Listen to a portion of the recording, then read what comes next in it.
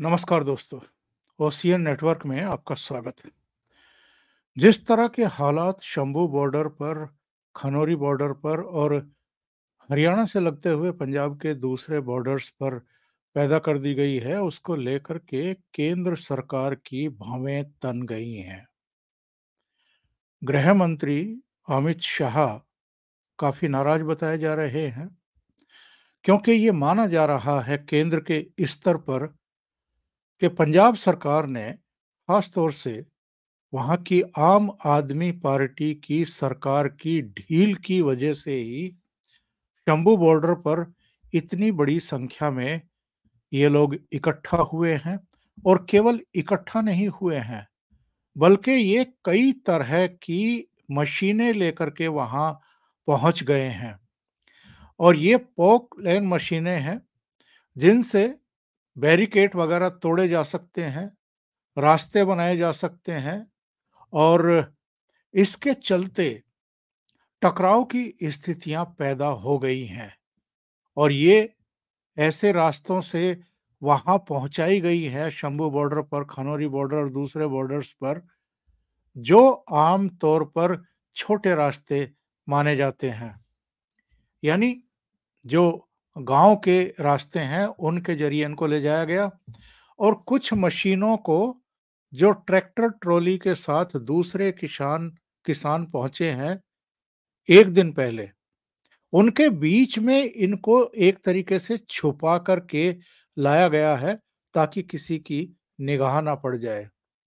और कुल मिलाकर के साजिश ये है, इनकी कोशिशें ये हैं कि जो कॉल दी गई है कि 21 फरवरी को 11 बजे तक अगर इनकी सारी मांगें नहीं मान ली जाती हैं, जो 12 मांगें इन्होंने केंद्र सरकार के सामने रखी हैं, तो ये 11 बजे दिल्ली के लिए वहां से कूच कर जाएंगे।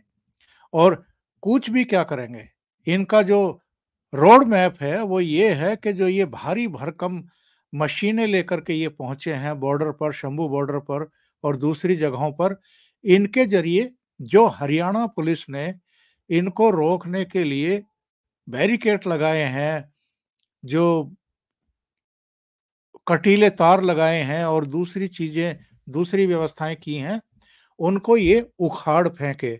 और बहुत सारे ट्रैक्टर ट्रॉली और ट्रक वगैरह में ये रेत के कट्टे भर करके वहां लेकर के आए हैं, ताकि जिन चीजों को हटाया जा सके वो तो इन पोकलैन मशीनों से, जेसीबी से और दूसरे यंत्रों से हटा सके। और अगर नहीं हटा पा रहे हैं तो फिर उनके ऊपर रेते की बोरियां डाल करके ट्रैक्टर ट्रॉली को उनके ऊपर से गुजार करके अंबाला की तरफ ले जाएं, यानी हरियाणा साइड में ले जाएं, और उसके बाद उनको दिल्ली की तरफ दौड़ा दें। ये इनकी योजना है। ऐसे में जबकि जानकारी मिली सेंट्रल गवर्नमेंट को, खास तौर से एमएचए को, तो होम मिनिस्ट्री की तरफ से पंजाब सरकार को कुछ हिदायतें जारी की गई हैं।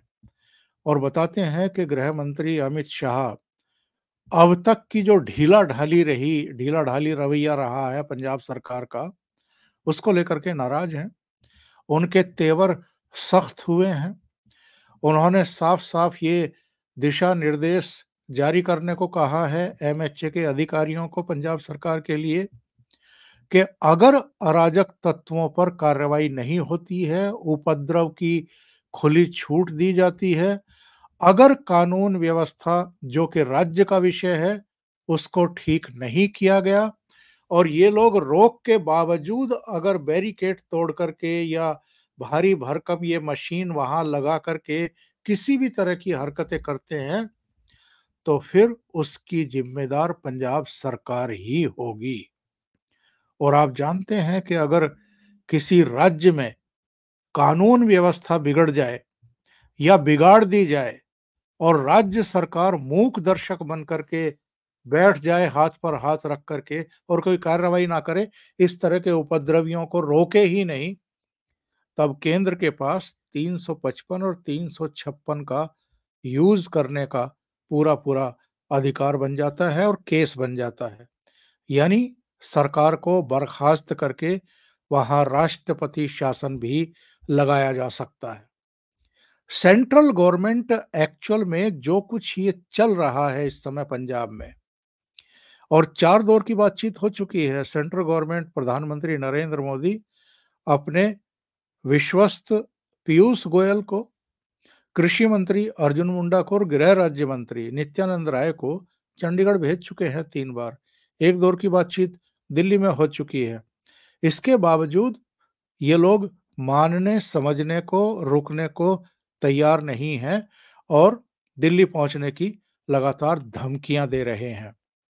बीच में भी जब ये पहुंचे थे, तो हरियाणा सरकार को इन्हें रोकने के लिए हरियाणा पुलिस को, अर्धसैनिक बलों को वहां आंसू गैस के गोले छोड़ने पड़े थे बार-बार। इन पर रबर की गोलियां जो हैं वो दागी गई थी और कई तरह की वहां व्यवस्थाएं की गई हैं। अब ये इस पर आमादा है कि किसी भी तरीके से इन व्यवस्थाओं को, पुलिस को, अर्धसैनिक बलों को धता बताते हुए और जो बैरिकेड किए गए हैं उनको तोड़ते हुए किसी भी तरीके से दिल्ली की तरफ बढ़ा जाए। क्योंकि वहाँ उकसाने वाले और भड़काने वाले बहुत सारे चेहरे देखे गए हैं, उनके वीडियो भी इधर वायरल हुए हैं।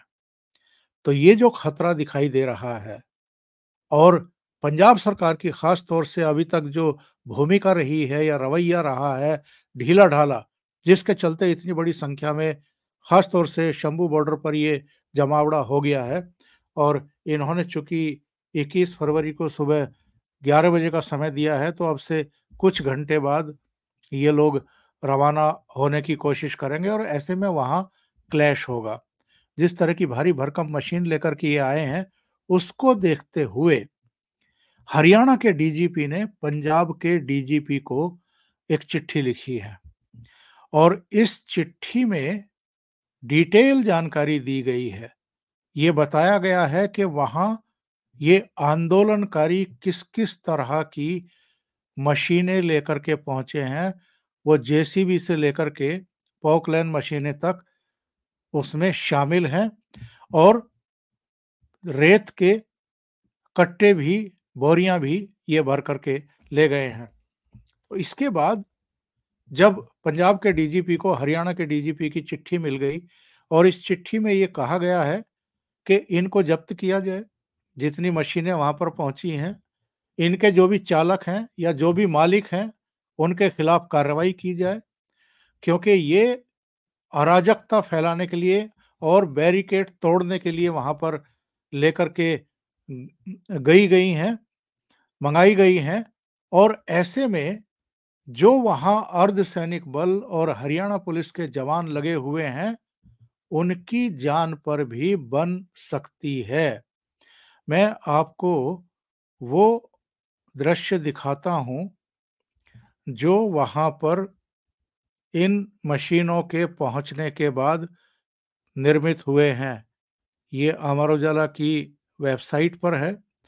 ये वो चिट्ठी है जो हरियाणा के डीजीपी ने लिखी थी और उसके बाद पंजाब के डीजीपी ने एक ऑर्डर जारी किया है कि इनको जब्त किया जाए और जानकारी ये है, ये इसमें खबर में लिखा भी गया है कि डीजीपी पंजाब के निर्देशों पर किसानों को शंभू बॉर्डर की तरफ भारी वाहन और जेसीबी ले जाते समय रोकने के दौरान शंभू थाने के जो एसएचओ हैं और एक और अधिकारी हैं, वो जख्मी हो गए हैं।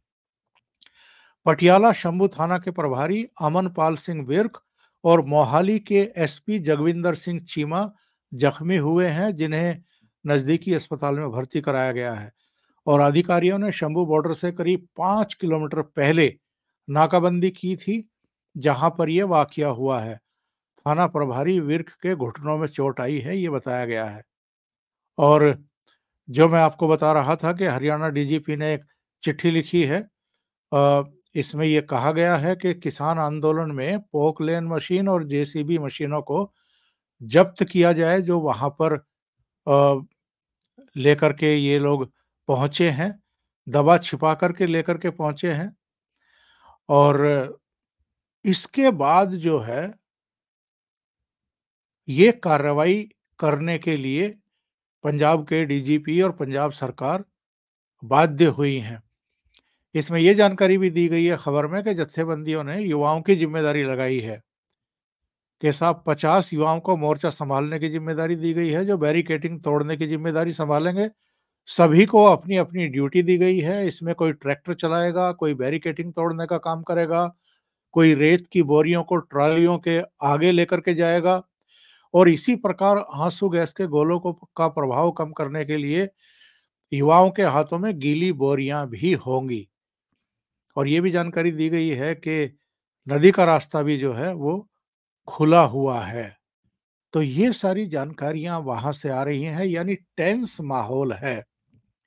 एक और जानकारी मिल रही है, चूंकि लोकसभा चुनाव करीब हैं और लोकसभा चुनाव को डिस्टर्ब करने की साजिशें रची जा रही हैं सीमा पार से, यानी पाकिस्तान से आईएसआई के द्वारा और उनके जो हैंडलर हैं और जो यहाँ पर उनके गुरके बैठे हुए हैं उनके द्वारा। और वो नहीं चाहते हैं कि भारत में चुनाव से पहले शांति हो। तो अशांति फैलाने के लिए, अराजकता फैलाने के लिए कुछ तत्वों को उकसाया गया है, भड़काया गया है, वित्त पोषित किया गया है। इस सब की तो बाद में जब जानकारी होगी, जाँच होगी, तो इन सब के चेहरे उजागर होंगे। लेकिन जो फौरी इस समय चिंता है होम मिनिस्ट्री की, वो ये है कि अभी तक जो पंजाब सरकार हाथ पर हाथ रखे बैठी थी, वो कार्रवाई करे इनके खिलाफ और कड़ी कार्रवाई करे। ऐसे तत्वों को गिरफ्तार किया जाए। और जो सूचना मिल रही है कि वहाँ जो मोहाली के एसपी हैं, जो दूसरे इंस्पेक्टर हैं शंभू थाना के, उनको भी चोटें आई हैं इनको रोकने के चक्कर में। तो ऐसा लगता है कि जो पेशबंदी की गई है हरियाणा के डीजीपी के द्वारा, जो चिट्ठी लिखी गई है, और चूंकि ये मामला इस घटना के बाद अगर आज कोई टकराव होता है, किसी भी तरह का कुछ संघर्ष होता है या फायरिंग होती है, तो ज़ाहिर है ये मामला हाई कोर्ट और सुप्रीम कोर्ट तक भी जाएगा। तो जो डीजीपी ने चिट्ठी लिखी है पंजाब के डीजीपी को, ये भी बहुत काम आने वाली है। और जो दूसरे स्टेप उठाए गए हैं या वार्ताएँ की गई हैं या एमएचए ने, केंद्रीय गृह मंत्रालय ने जो पंजाब सरकार को दिशा निर्देश जारी किए हैं कि इन उपद्रवियों को, अराजक तत्वों को नकेल कसी जाए, इन पर अंकुश लगाया जाए, क्योंकि ये जो अराजकता की स्थिति बन रही है, ये बिल्कुल भी अस्वीकार्य है, स्वीकार्य नहीं है। तो इसके बाद पंजाब सरकार कुछ हरकत में दिखाई दे रही है। वैसे जानकारी ये मिली है कि मीडिया को भी आज 1 किलोमीटर पहले ही रोक दिया जाएगा, उसके आगे मीडिया को नहीं जाने दिया जाएगा। हरियाणा में ये व्यवस्था की गई है। पंजाब सरकार से भी कहा गया है कि घटना स्थल के आस-पास मीडिया को ना रहने दिया जाए। अभी के लिए इतना ही, बहुत-बहुत धन्यवाद। अगर आपको ये चैनल और इसके कंटेंट पसंद आ रहे हैं, तो लाइक करें, कमेंट करें, वीडियो को शेयर भी करें। अभी तक अगर आपने ये चैनल सब्सक्राइब नहीं किया है, तो सब्सक्राइब कर लें और साथ में लगे बेल आइकॉन को दबा दें, ताकि आगे आने वाले वीडियो और उनके नोटिफ़िकेशन आप तक पहुँचते रहें। बहुत-बहुत धन्यवाद। नमस्कार।